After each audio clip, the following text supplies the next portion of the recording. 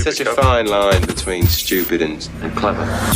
It's the Classic Guitar Rock Podcast. We'd like to say that, in our opinion, it is not suitable for children or for those of you who may have a nervous disposition. Atomic batteries to power. Turbines to speed. Ready to move out.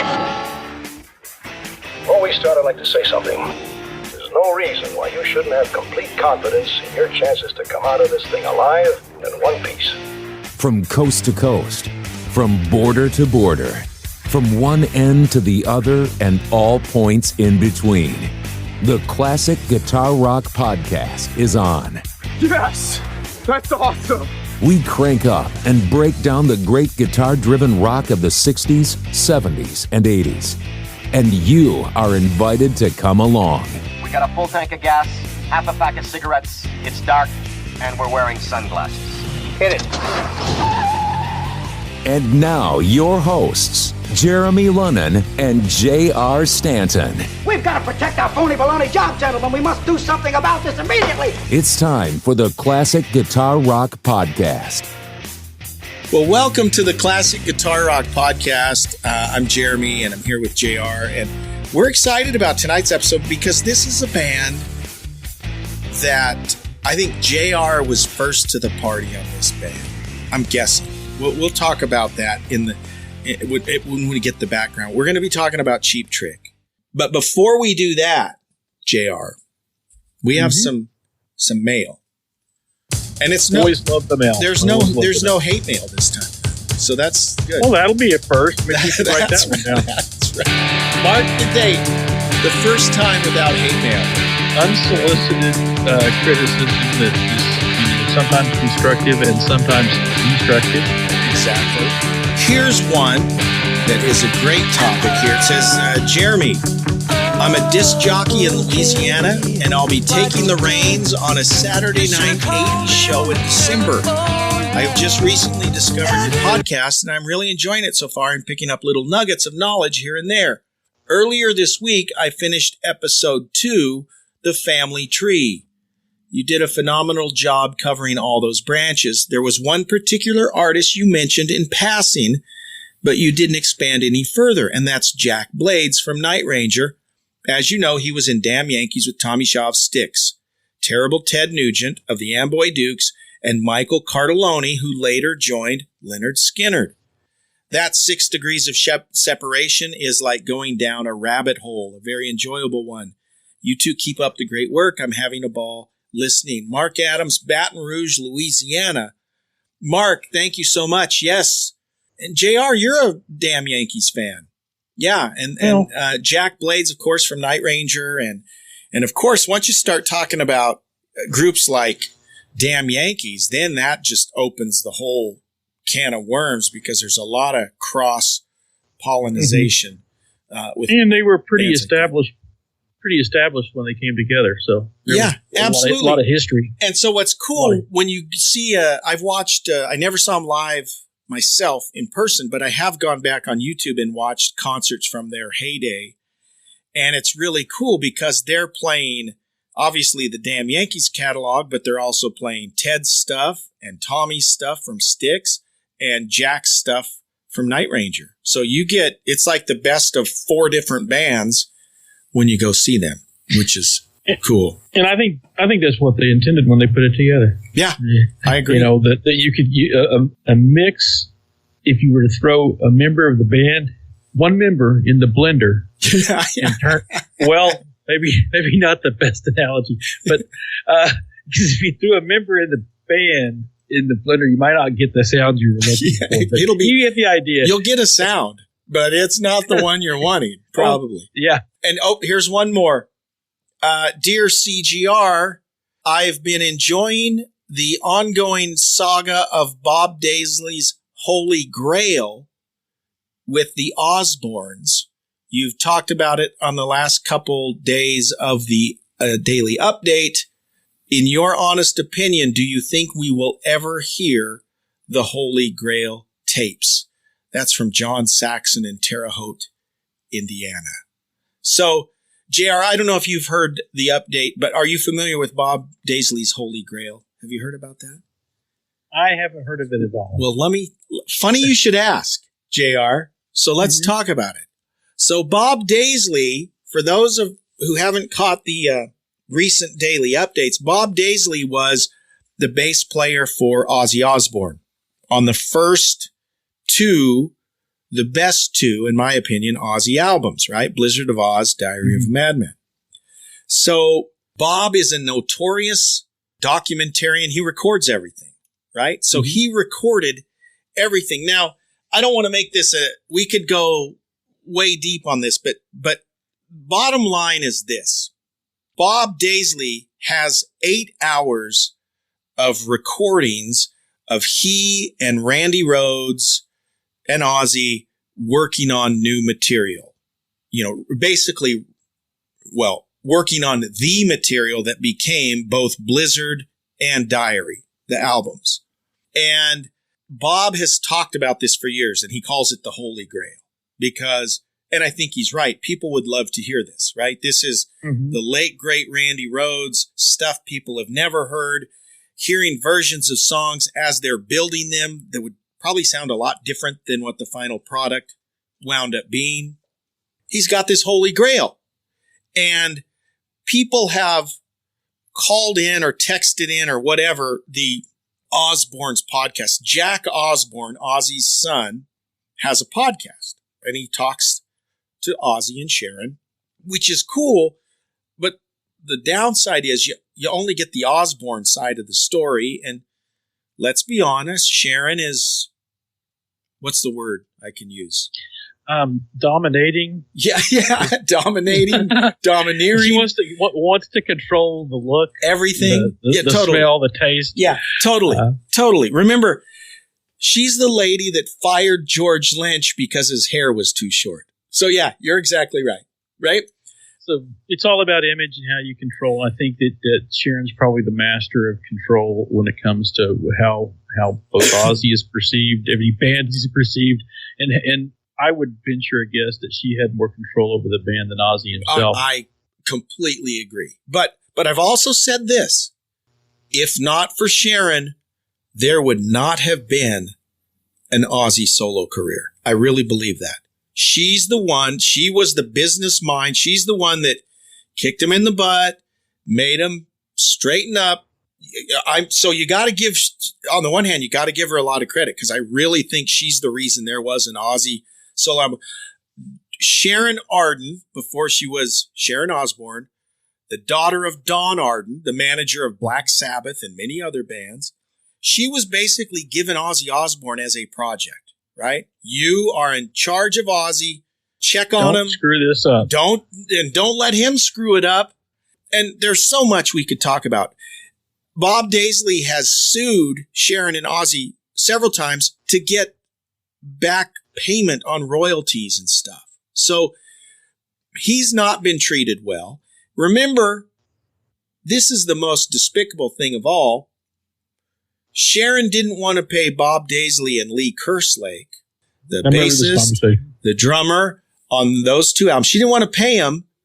She wanted, and so she had the, it's funny, but it's terrible. She had Bob's bass parts and Lee's drum parts re-recorded by different people back in around 2000, right? And released it, you know, and they even there's even a sticker that said featuring new bass parts and drum parts by whoever the studio guys were or the current Ozzy members. People just pulled their hair out and pooped their pants because that was despicable. Imagine going back to all the classic Zeppelin albums and say, you know what, let's replace Jimmy Page. Let's put someone else. And not only that, you know, we can put these stickers over his face. Yeah, a new band member. I mean, I think Sharon would go back that far. It's so terrible. You're when you're talking about these 7 hours of unreleased tapes, right? Who has is the argument over who has control of that domain? That's part of it. So here's the thing: Bob has physical possession of it. Mm-hmm. It was recorded. I don't know if you remember this, JR. I'm sure you do. Some of the early boom boxes, like late 70s, early 80s, there were some really good boom boxes that had like stereo microphones on them. That's what Bob used to record all of their rehearsals. So it's not obviously studio quality, but he calls it's good rehearsal room quality, right? Mm-hmm. So he's got this Holy Grail. People ask Jack on the podcast, hey, are you guys ever going to get the Holy Grail from Bob Daisley? Okay. Here's the response from Sharon. Sharon says, well, it's really not our part. That should really go to Randy's family. They should be the ones that get that, not us. And then Ozzy said, well, and the quality of them is terrible. The quality is terrible. It's not good. So they kind of dissed it for two reasons. They said, first of all, the family should have it. Second of all, it's terrible quality. Well, here's the problem. They tried to buy this from Bob already in 2011 when they made the box set with, the 40th anniversary of Diary and Blizzard. They were putting together this big box set. And they tried to buy it. They knew Bob had it. They heard it. Bob played it for him. He said, I wouldn't give him a copy of it, but they came in a room and listened to it, and I played parts of it. He's posted snippets on his website, 30 seconds at a time of things. They wanted to buy it. That's what's disingenuous, is they make it sound like they didn't want it.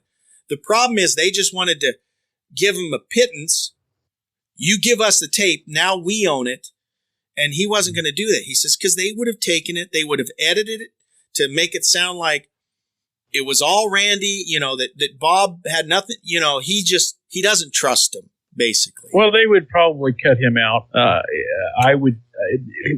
History would tell that was Sharon's original intent. So totally. Why would that not carry through? And apparently he was recording everything. My thought is, we kind of got spoiled nowadays. We expect to hear some of that from the modern music, but I'm with you. If Randy Rhoads, if there was a chance to flip a page back, I don't care if it's recorded on, a handheld cassette player. I would want to hear how Randy put things together, because he was so accomplished, because he had already done a lot of things prior to even getting, in with Ozzy. I would like to see how Randy's approach, because he wasn't I don't think he was all on board with Sharon himself, right? No. So if we were saying leave it to the Rhoads camp, as Sharon puts it, then I'm thinking they would say yes, because Randy was a true individual. He didn't always go along with what was, the most commercially successful, that sort of thing. I think like you mentioned, he wasn't big in playing Black Sabbath tunes. He wanted innovative things that he brought. I think he brought a separate force, and would have, had he survived. Exactly. I don't know that he wouldn't have had, such a successful independent component of his career, but that's the piece that makes it intriguing. Had it not been Randy Rhoads, maybe I think releasing tapes of or practice sessions or creative writing sessions from a band where there's not a noted individual like Randy Rhoads. Mm-hmm. Maybe I could see the argument. Right. But when you have somebody, I only think that I think Sharon was jealous of Randy, because there was, we just started this by saying she liked to be in control. Yeah. And I don't think Randy was I don't think he could have stayed and remained under the thumb. Well, and that's I think you're exactly right. In fact, the word is that Randy would have been gone after the Diary tour. He had told Ozzy, in fact, and this has been cited, okay, that Ozzy punched Randy when Randy told him he wanted to leave, that he had plans to move on. So yeah, there's a whole thing. And even, this is the last thing I want to say, because we want to talk about Cheap Trick, right? But I get fired up when I think about this. The way that Blizzard and Diary was recorded was very interesting. They were really only recorded not even a full year apart. So they record Blizzard in England. It's released in September of 80 in England and not till like the beginning of 81 in the US. So right after it's released in England, they do a British tour. So this is Ozzy, Randy, Bob Daisley, Lee Kerslake, the original Blizzard of Oz. They do a tour. Then they go right into the studio and they record Diary after that Blizzard tour. In the meantime, they're just releasing Blizzard of Oz in the States. They basically had Diary in the can before they ever even did a tour for Blizzard in the US. But Sharon didn't like Bob and Lee because they were seasoned veterans. She couldn't control them. So they make up this story about they can't get passports for Bob and Lee, so they need new bass player and a new drummer. So they get Tommy Aldridge and Rudy Sarzo, whom I love. They're both awesome. Mm-hmm. Nothing against them.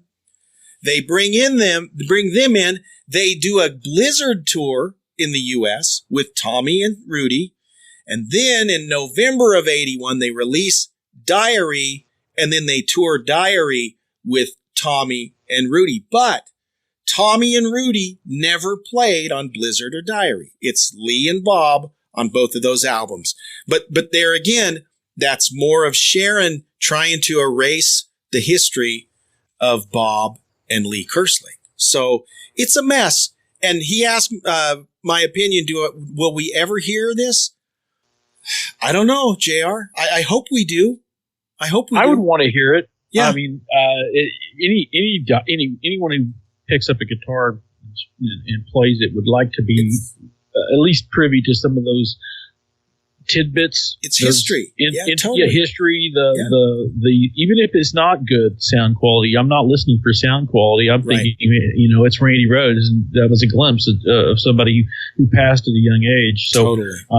From my standpoint, I don't understand though. Is there really a way that they can keep Bob from That's doing this? Exactly what I've asked. That's exactly what I've asked.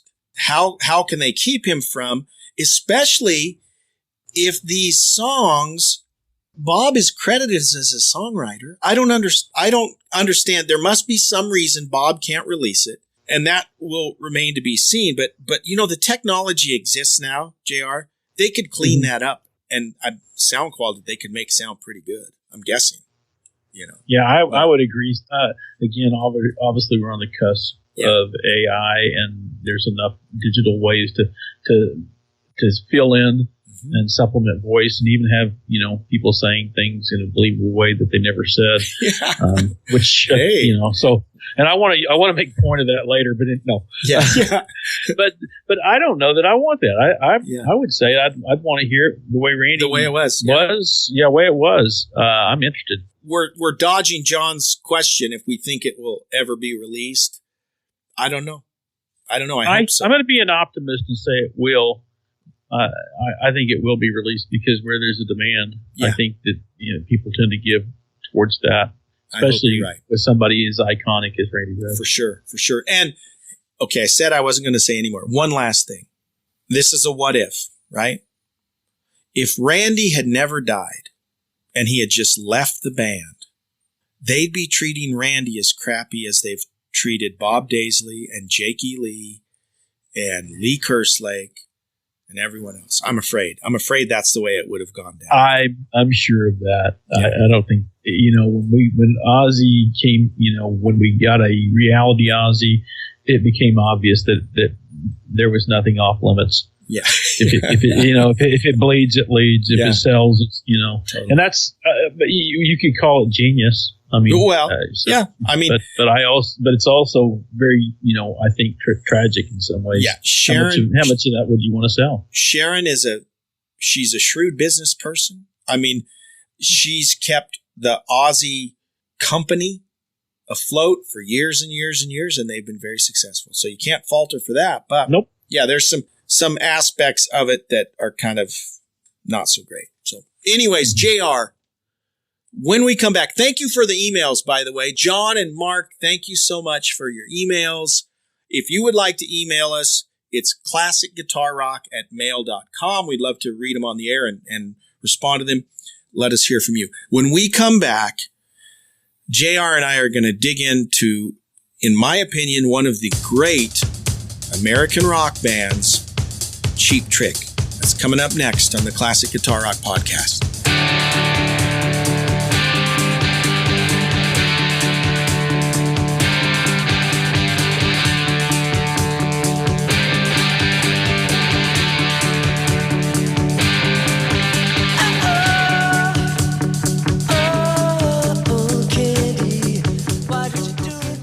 Hey, this is Jeremy Lunnan, host of the Classic Guitar Rock Podcast. If you're a business owner trying to market your products or services to a growing audience, let me invite you to consider advertising here on our podcast. The Classic Guitar Rock Podcast is currently rated in the top 2.5% globally, according to listennotes.com. And our prime demographic is males aged 35 to 59. Here's one of the great things about advertising with us. An ad you run with us today will still be getting played 5 or 10 years from now. Because our episodes never expire, neither will the ads you run with us. Think about that. As our audience continues to grow, you are locked in with an ad you place now at a very low rate. It really is a phenomenal investment. If you think our demo is a great fit for your offering, it really is a no-brainer. We can do anything from a simple host-read ad to a fully produced commercial. Either way, you will be shocked at how economical it is to advertise on the Classic Guitar Rock Podcast. If you're interested, please email me, Jeremy, at classicguitarrock@mail.com. But hurry, because availability is limited. Exclusively on ESPN Plus, UFC 313, Saturday.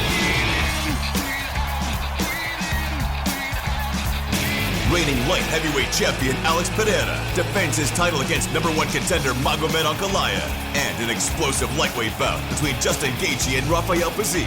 UFC 313, Saturday at 10 p.m. Eastern. Buy it on ESPNplus.com/PPV.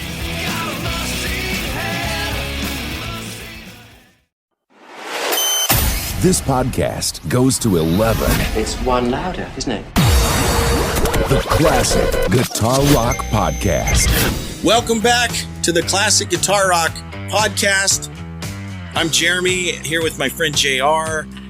I won't say that JR introduced me to Cheap Trick, because I was aware of Cheap Trick, but JR was a bigger fan of Cheap Trick than I was back in the day in our high school years together. I'd worn out a couple of Cheap Trick cassettes prior to our meeting. Yeah. And again, who couldn't like Rick Nielsen? Yeah. I think stage presence for Rick kind of draws anyone in.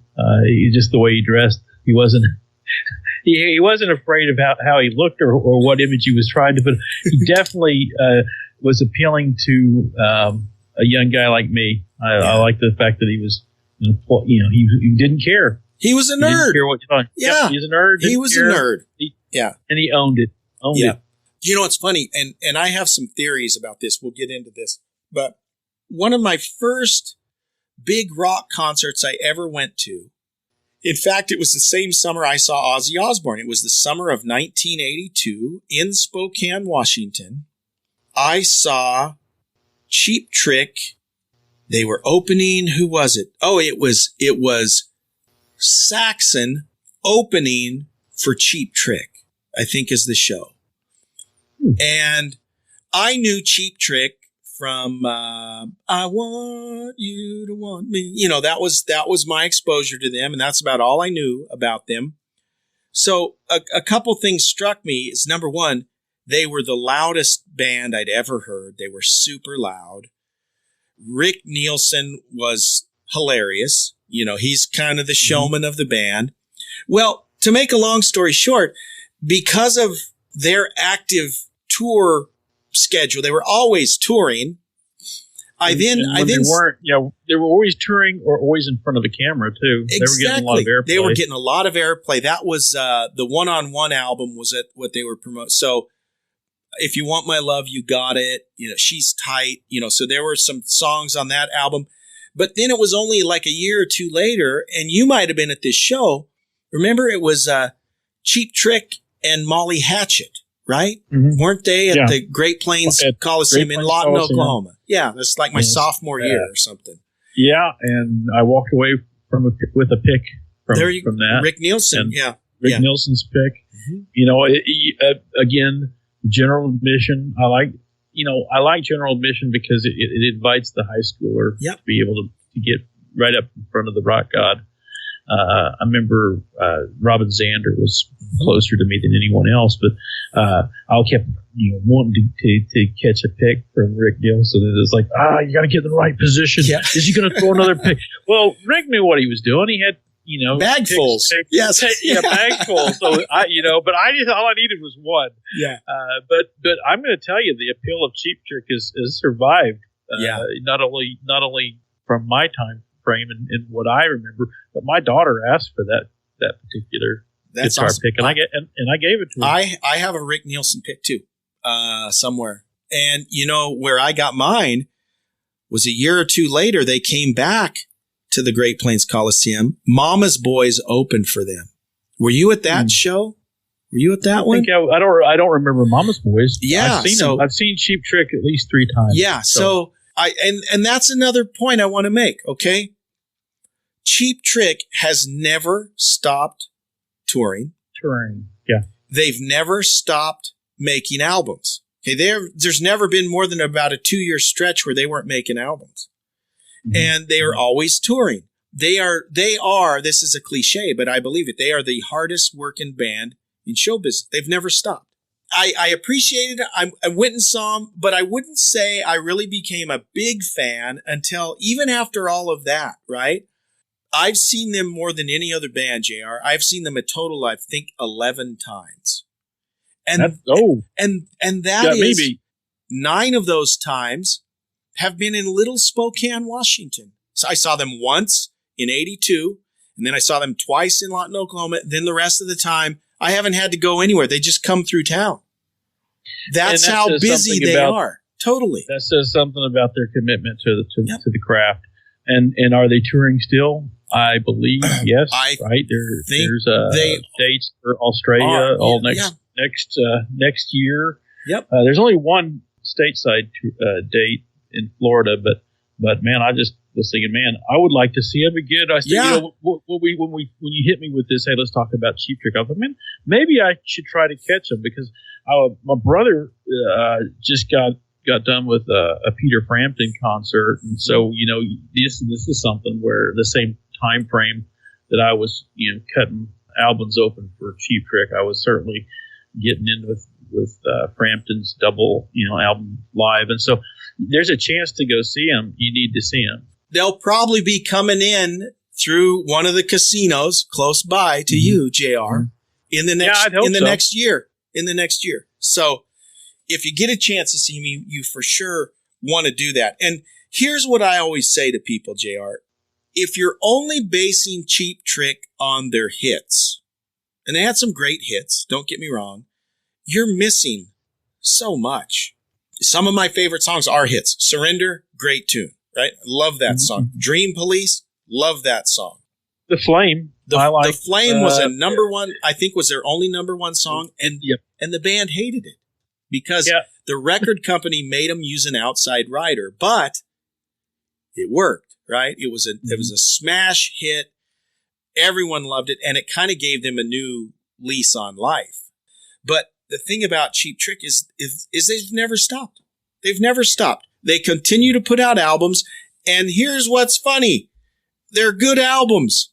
Even though no one knows about them, they don't sell very many. They have a rabid fan base that follows them around. Here's my theory. Sorry, I'm not even letting JR talk, but I'm fired up about this. Here's my theory. Tom Petty fell into this category too. Tom Petty, I think we could all say, probably more known than Cheap Trick, right? But I agree. Here's what Petty had going for him. Here's what Cheap Trick had going for them. Tom Petty had a very long, successful career, but he was never the top dog, right? He was never at the tippity top. Cheap Trick has had not quite as big as commercially successful career, but they've always been on the radar but never to the point that people get sick or burned out about them. That's my theory. People know who they are. People hear, I Want You to Want Me. They hear The Flame. You know, that's two songs that anyone who's been alive the last 50 years know those two songs. They at least know who they are. And throw in Dream Police too. Dream Police, that was for me. That wasn't. I was singing that in 1979. Yeah. But what 20 million albums they've sold. They've sold a lot of albums. So here's the thing. I think that the longevity of touring. What was it? You toured to sell albums, right? Yeah. There was a time when, if you wanted exposure, you created the album, and then what? You went out on tour. Why? So you could promote the album. That idea and that concept is, I will venture to say, is not present in today's music. But Cheap Trick was masters at the touring component. I don't know that their album sales or their success commercially was on the tier of some of the other bands that were popular at that period.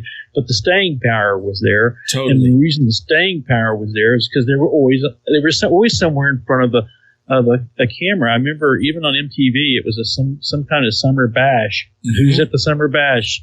It's Cheap Trick. And I think that they liked the West Coast because, you had sunshine pretty much year round, but they seemed to pop up and again and again and again. And I don't think those were hit songs that they were singing, but people were getting reintroduced into Cheap Trick on a regular basis. And I want to say that this is the Cheap Trick. There it is. There it is. What's on the other side? Does it have anything on the other side?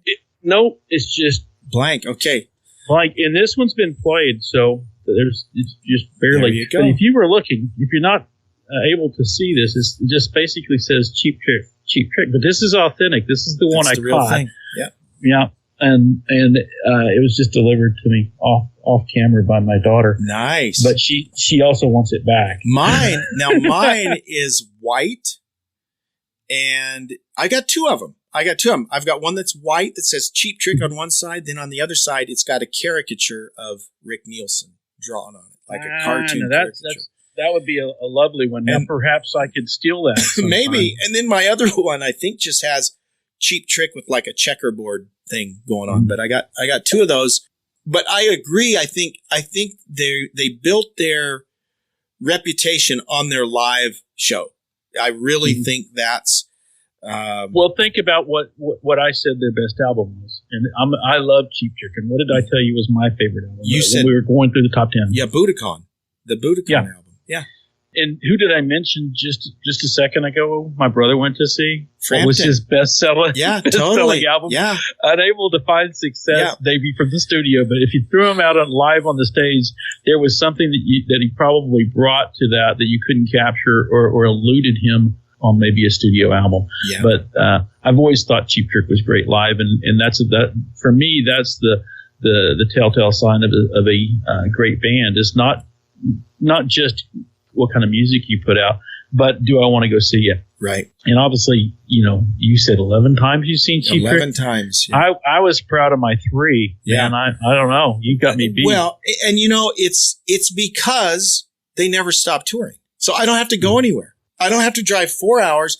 I know every year or two, Cheap Trick is going to roll through Spokane. It might be at the state fair or the county fair. It might be at the Pig Out in the Park, which is a little thing they do every year downtown, or they'll play at one of the small theaters. And that's one of the cool things. They're not an arena draw anymore, right? But that means you can see them in a smaller venue, and it's a great show. I mean, they're just a phenomenal band. The lineup has changed. Bunny Carlos for about the last 10 years, 15 years. It's an interesting 2010, thing. 2010. Okay, there's a legal thing going on here. You hate it when your bands start suing each other, right? But there's some of that something might give you the hint that this, we're in the waning days when the favorite band makes a headline, not for music. But for suing each other. Yeah. For suing each other. So the way it works. To be the demise. Yeah, so Bunny Carlos had back problems or whatever. He basically didn't want to tour anymore. but he still owns a stake in the band. So he still makes a percentage. I don't know how all that works. In the meantime, Rick's son, Dax, is their drummer and has been their touring drummer for a long time. So let me tell you one funny story. This is August, right before 9/11, August of 2001. They were playing here in Spokane, a place called Playfair. Playfair used to be a racetrack, a horse race track. And it hasn't been a horse track for 30 years, but they would still occasionally do concerts or things there. So there's a show with Georgia Satellites opening and Cheap Trick. And then there was another, I didn't realize it till I got there. The first band that played was actually the band of Rick Nielsen's sons. He's got two sons that were in this band.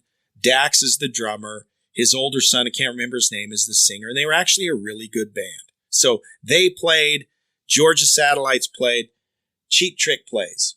Again, August 2001, so 22 years ago.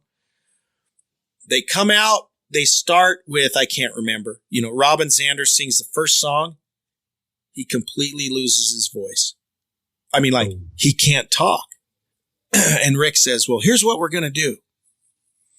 We're going to have my son come up. Oh, and Dax was already playing drums because Bunny Carlos was having back trouble way back then. So Dax plays with the opening band, then comes up and plays with Cheap Trick as the drummer.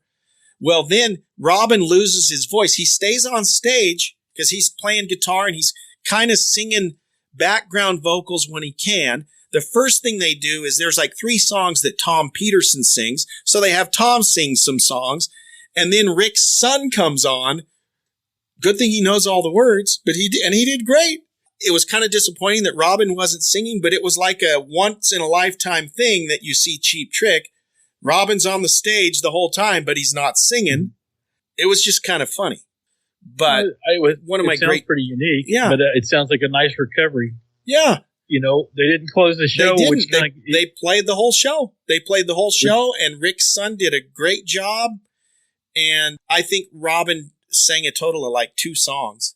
And then the rest of the time, Tom Peterson did a few songs. And then it was Rick's son the whole time. But it was a very loose, it's like, okay, what do you want to do? Because they kind of threw the set list out and they were just doing, whatever. What are you asking him what he knew? What do you know? Yeah, he probably knew most of it. But it was cool.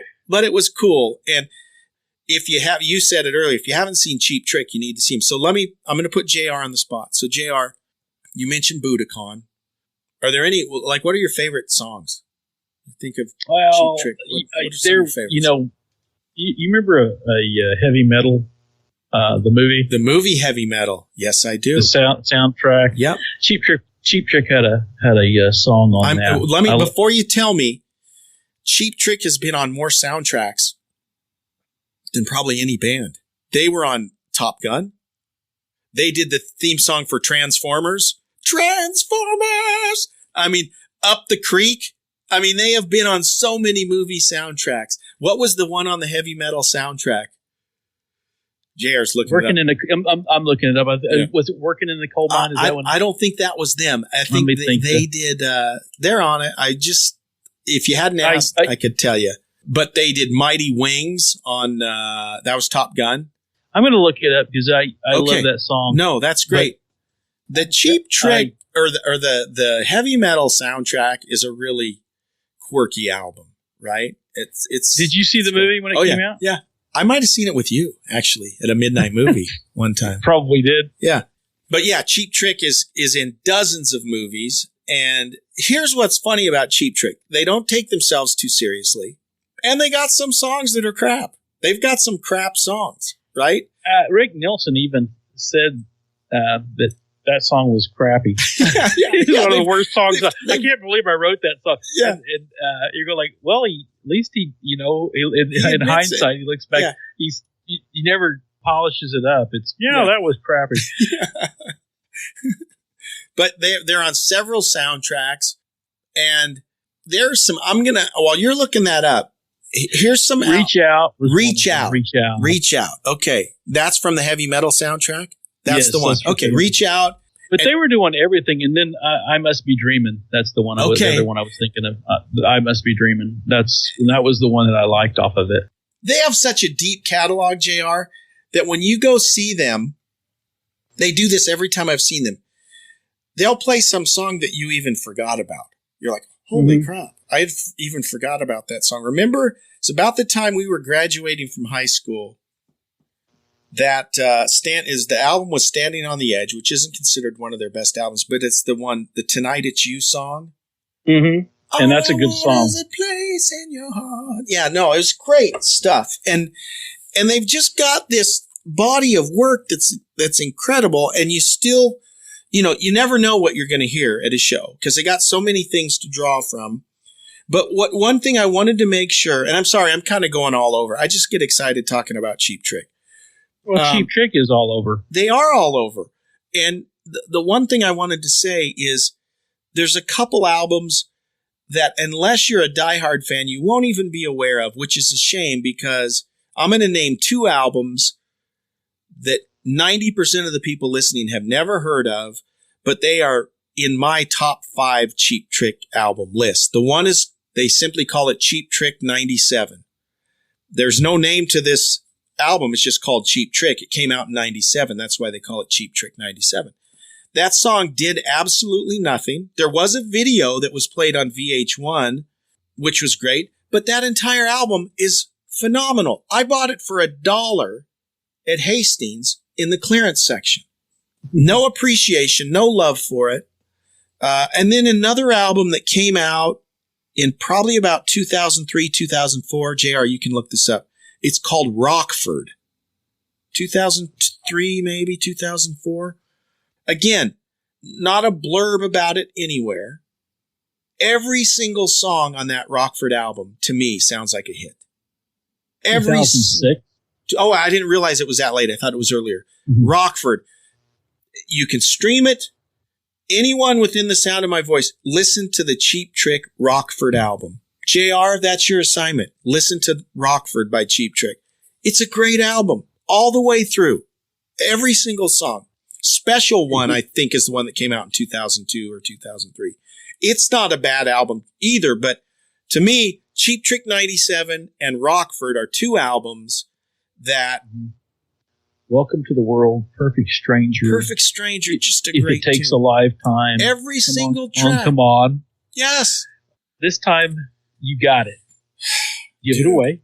And you know what's funny about this is, song length is 2 minutes, 40 seconds. Yeah. They just blast them out. Blast them out. Mm-hmm. Here's one of the coolest things about Cheap Trick. Check this out on YouTube. Cheap Trick had a residency in Las Vegas where they performed Sgt. Pepper's Lonely Hearts Club Band in its entirety with a few special guests. But they make no bones about the fact they are huge Beatles fans. Mm-hmm. And here's something that people don't know. Guess who played with John Lennon? Rick Nielsen and Bunny Carlos both played on John Lennon's album. Now that's something I did not know. Yep. Yeah. So he was familiar with Cheap Trick, and in an interview, probably around 78, 79, he said something to this effect. He was asked, what kind of stuff would you guys be doing if you got back together? And he said, we'd probably sound like Cheap Trick. I mean, that's what John Lennon said, right? It's kind of a joke, but Cheap Trick, obviously very influenced by the Beatles. Anyone playing in the 70s that came of age, they were influenced by the Beatles. ELO, Cheap Trick, whatever. Yeah, they're just... Well, that's a story I didn't have anything... Yeah, I had no idea about John Lennon. And so there was respect from John Lennon to Cheap Trick. He appreciated what they did. And to your point, JR, they were not like the progressive bands at the time that were playing these long, drawn-out songs. Cheap Trick was a rock band, right? They were a rock band. And I think when people see them live, they're like, wow, this is the band that did The Flame? These guys rock. They're loud. Surrender and some of the other songs that came out. I still liked Dream Police and and the fact that these can all span, I think there is kind of a tangent to the Beatles in some way. That certainly when they splashed onto the scene in Japan, wasn't that the comparison? They equated it to Beatlemania. Absolutely. And then you make the link that Lennon, there's a link back to John Lennon. Yeah. I wasn't aware of, but it kind of makes sense because they did have a bigger splash there than it sent. Obviously, that was where they recorded live at Budokan or live Budokan. So captured a lot of steam at that point, and I think they powered from that forward. And that's probably what kicked off the touring piece or the energy to tour, and actually have people show up at the concerts and wanting to hear and wanting to see and be part of that band's presence in a live format rather than just listening. And I would say that they actually sound better live to me. They're one of those bands that are better live. I completely agree. And so just the history of it, kind of their first album came out in 1977, and it didn't really make any waves. However, there's some great songs on the debut album. Their second album comes out, but it still wasn't really doing anything. But for whatever reason, to your point, JR, they were popular in Japan. So that's why they go and do the tour. They had recorded Dream Police. They had a modicum of success, but not much. Well, then all of a sudden, someone starts playing the live version of I Want You to Want Me. That broke, and that was a massive hit in the U.S. So the record company says, wait, hold off on Dream Police. Don't release it yet. They rush out this Budokan live album first, and that was a hugely successful album. And then after that kind of died, then they come out with Dream Police. But Budokan made them. That's what broke them. That's what broke them. So I wonder when they compile something and they say, Cheap Trick sold a total of, or over 20 million albums. I wonder how many times it was the same album.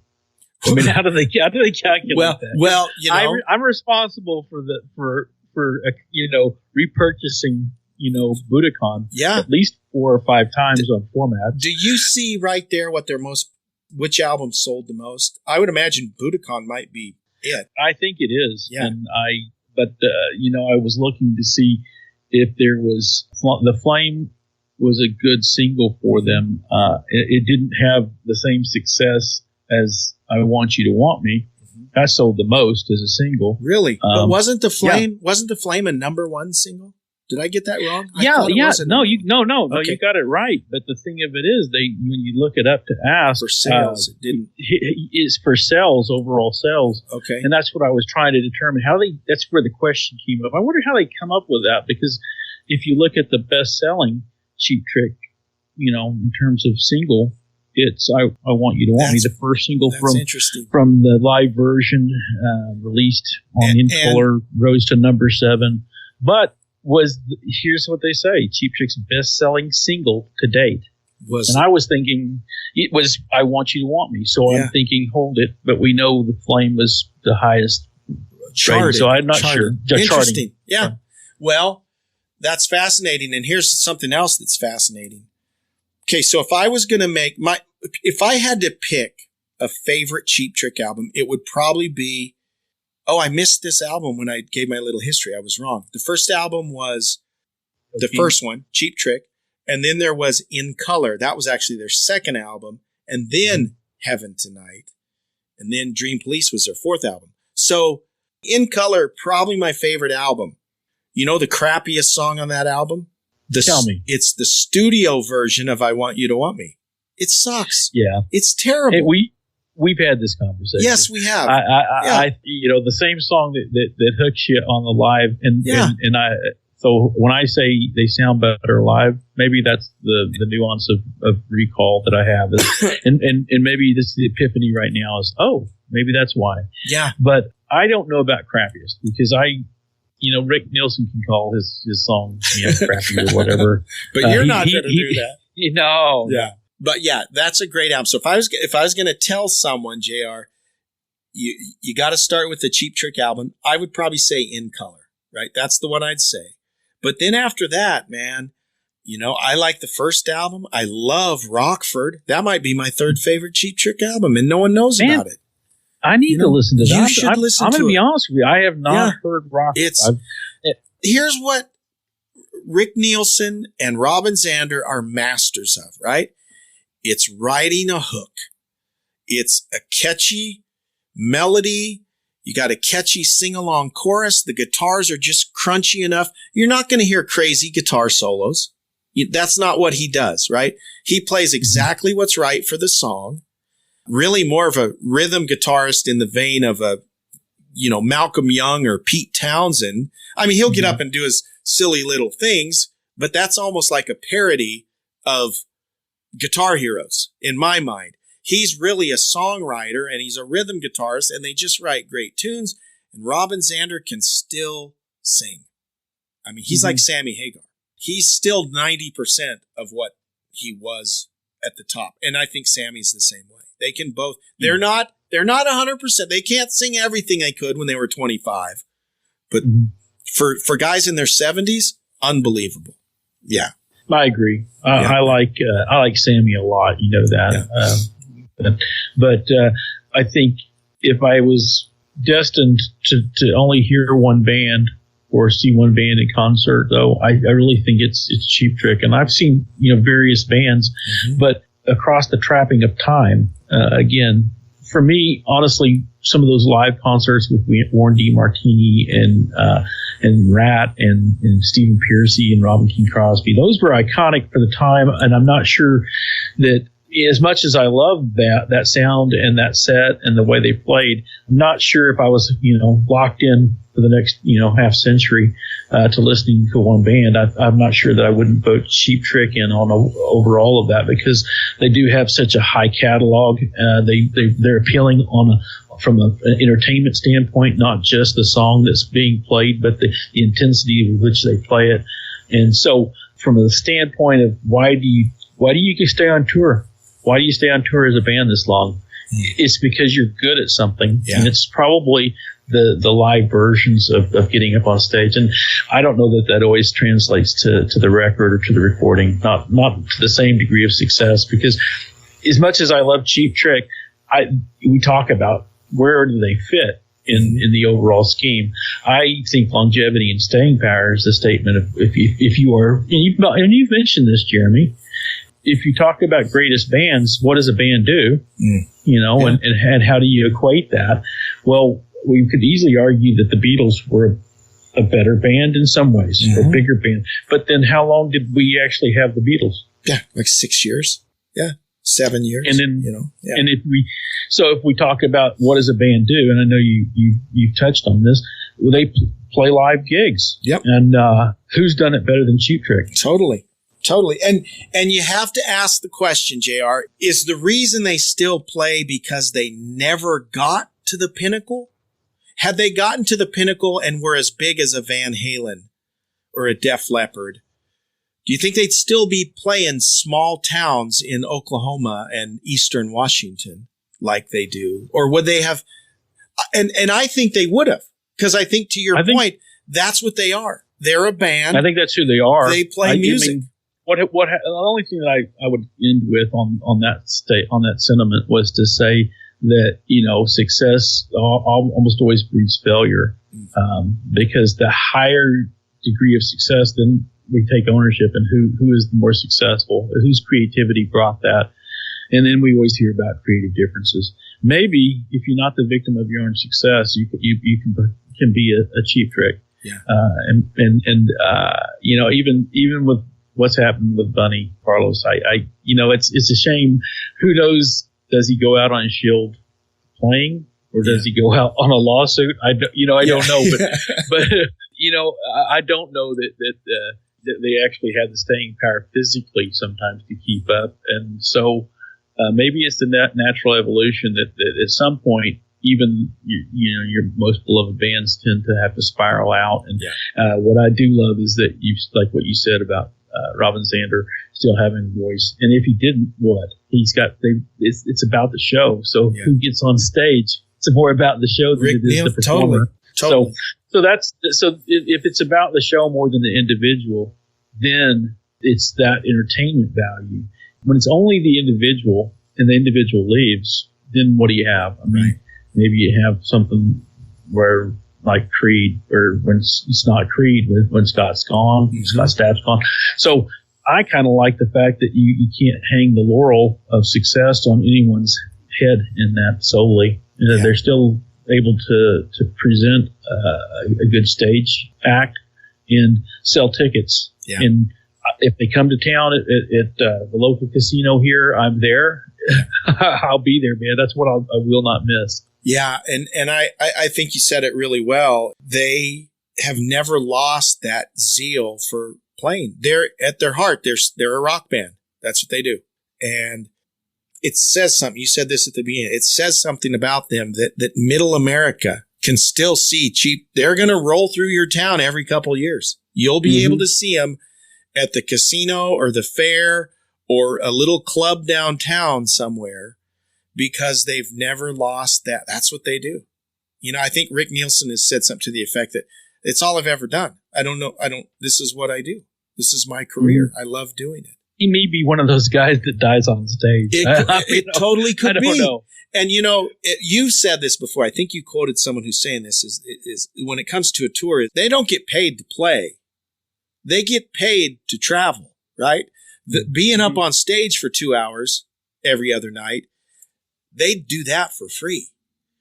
What they get paid for is getting on the bus and doing all the driving and stuff in between.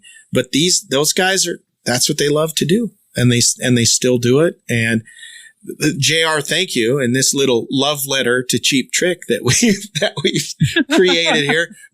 2 things, 3 things, 4. It'll probably be about 5 things before I'm done. A, if you've never seen Cheap Trick live, go see them. They will blow you away live still. B, check out In Color. I mean, if you can only listen to one album, check out In Color. But Heaven Tonight's great. The first one's great. Dream Police is good. There's so many great albums, but check out those 2 unheard of albums. The Cheap Trick 97. I don't know if you can stream that one, but I know you can stream Rockford. Rockford, seriously, a crazy good album.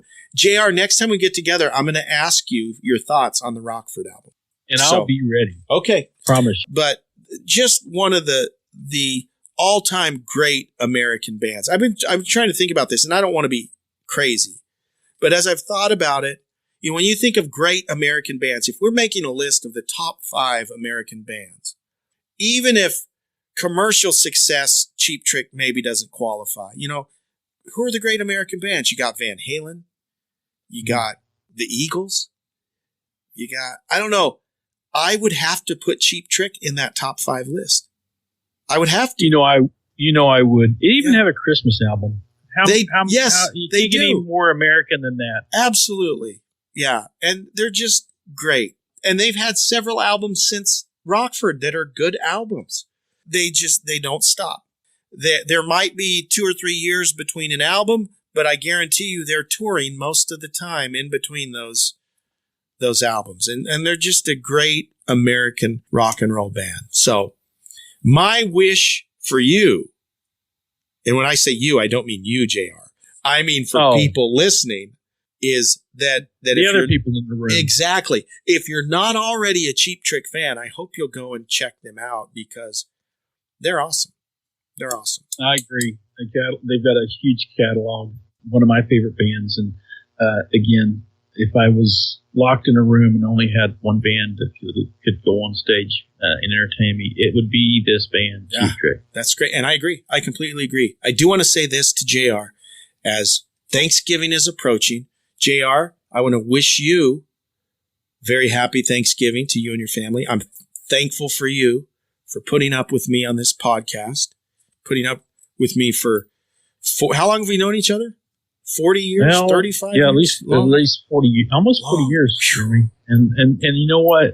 It's friends that we should be thankful for, friends and family. Absolutely. And certainly don't forget that rock and roll fits in there somewhere too. It does, but in the grand scheme of things, you're right. And we, of course, wish you and your families, all of you listening, a very happy, safe Thanksgiving and holiday season. We'll get together before Christmas, at least, JR. But we want to wish you all a happy Thanksgiving, and thank you so much for listening to the podcast. Yes, thank you. JR, as always, live long and prosper. And likewise, Jeremy, it's always a good time. It is a good time with you. Thank you so much. See you next time. Next time, buddy. Thank you. Okay. Bye-bye. Thanks for listening to the Classic Guitar Rock Podcast. Oh, sweetening. Please like, subscribe, and share. You can email us at classicguitarrock@mail.com. We're not ordinary people. We're morons. We'll see you for the next episode of the Classic Guitar Rock Podcast. Keep your head on the ground and keep reaching for your feet. Wait, that's not right. Keep your feet on the ground and keep keep your what the heck? Just thanks for listening.